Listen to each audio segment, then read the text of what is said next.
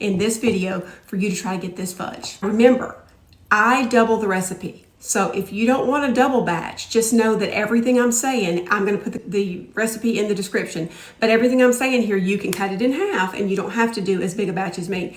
We eat it in a couple of days and I share it and all the things. So I have always done a double batch. Some of y'all said 6 cups of sugar. Well, it's a double batch. So there we go. All right. So you need 6 cups of sugar. You're going to need 3/4 to a cup or more of this. Listen, if you like a really strong fudge, chocolatey tasting fudge, then you could put a cup and a half. But I'm going to use a cup because I don't like it to be super strong, chocolatey tasting. I'm not a big chocolate person, but I feel like, I've said it before, I feel like fudge is different than chocolate. So a cup of Hershey's cocoa. You're going to need 2 cans of Carnation evaporated milk, 2 sticks of butter, a cup to a cup and a half of pecans. Now some have asked, do I have to put pecans? No, you don't. I've never made a full pan without pecans, but I have made little plates and stuff for my sister and for my daughter when she didn't like nuts, and so it's still set up just fine. So I feel confident that you can make it without the pecans or use some other kind of nuts. Okay, a pinch of salt and then about a tablespoon of vanilla. That's it. That's the recipe. There's nothing to the ingredients. It's just knowing when it's done. Okay, so the first thing we're going to do is butter the pan. I take one of the 2 sticks of butter and I just open it up and I just hold it and I grease the pan. Generously grease the pan. Okay, like that. And this is the butter I'm going to put in the fudge when it's done. To the pot, I put 6 cups of sugar and 1 cup of Hershey's cocoa.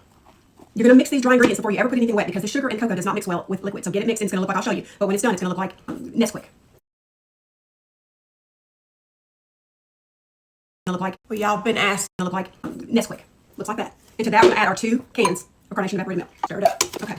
It's looking like that. When you're stirring this together, when you're just getting started, make sure you get in the crease of this pot across the bottom so no sugar's settle there and burning when you turn the heat on. Okay, so make sure it's very combined well before you start the heat. All right, I'm going to turn the heat on and I'm going to start the timer when I turn the heat on. And then like I told you last time, it's going to take about 45 minutes. If you're taking it off before 45 minutes or 40 minutes, you're probably taking it off too soon. And again, it's going to be taffy if it's too soon. It's going to be crumbly and sugary if you take it off if you leave it too long. So it's got to be just right. So I'm going to tell you what it turns out to be with my timer. So I'm turning the heat on 6. And I'm start my timer. Start. It's gonna go through 2 boil stages. One is the first one. It's gonna be light brown. It's gonna be like this color, light brown, and it's gonna be frothy and bubble up closer to the top of the pan, halfway to the top of the pan, and be real frothy looking. And then that's gonna go back down, and then it's gonna be a very darker looking color, and it's gonna be a very low, kind of bubbly, almost like a lava kind of boil. I'll show you both of them. I've got y'all up higher because I want y'all to see that first stage of boiling. See what I'm talking about? It's light and it's frothy. It might pop out at you, so be careful with this one. So be sure you get your sides straight, especially in this pot. I don't know what's happening with this pot. Anyway, it's a frothy, light brown. That's the first stage boil. Okay, y'all see how it's a darker, and now it's on a low rolling boil. Okay, and you can see. I want you to see what I'm talking about. When I scrape the bottom of this pan, you can see that you cannot see. There's no valleys. I'm going all the way to the side and pulling across. There's no valleys. It's not done.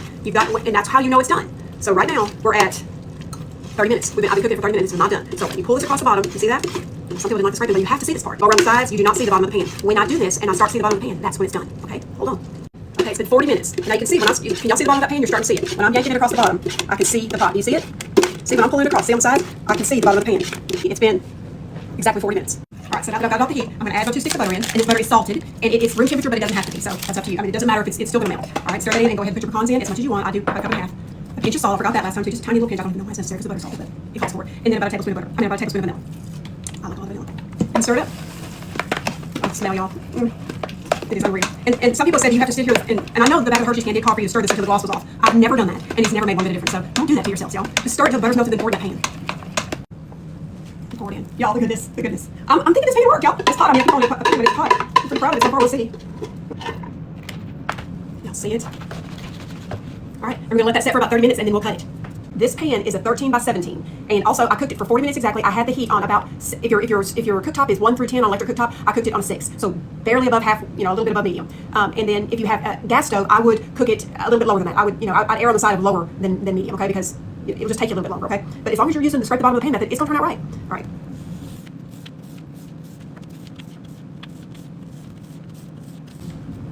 Like that. And once again, there it is. I didn't show y'all up close last time. It's got a gloss to it. You see that? It's about that thick. That's what it looks like on the inside.